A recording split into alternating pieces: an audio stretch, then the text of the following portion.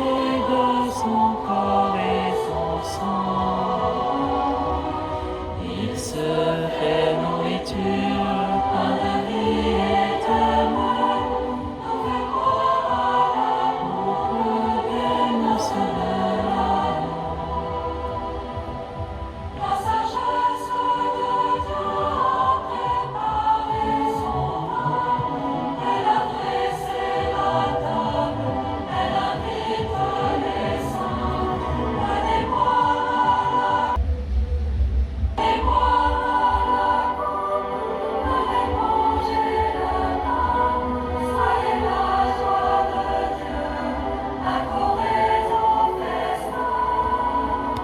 Venez, approchez-vous de la table du Christ. Venez au festin des noces de l'agneau.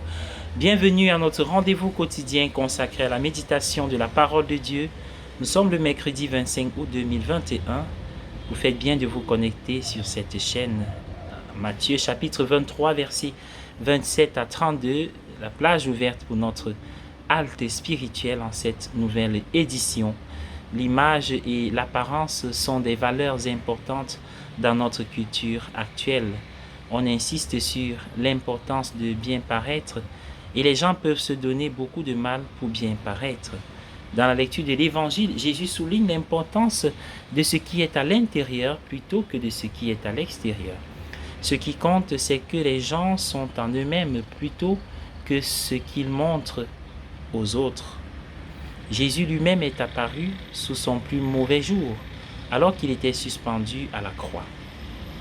Pourtant, c'est à ce moment-là que l'amour qui était en lui était le plus intense.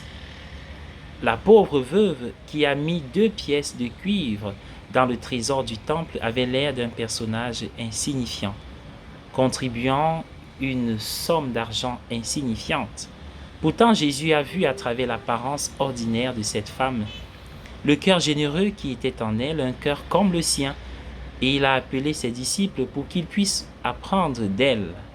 Les apparences peuvent être trompeuses. Dans le cas des scribes et des pharisiens de l'évangile d'aujourd'hui, il y avait moins de choses qu'il n'y paraît.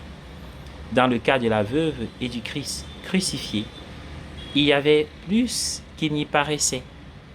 La lecture de l'évangile de ce matin nous encourage à ne pas travailler tant sur nos apparences que sur ce qui est à l'intérieur, la qualité de l'amour dans notre cœur. Bonne journée à tous et à chacun.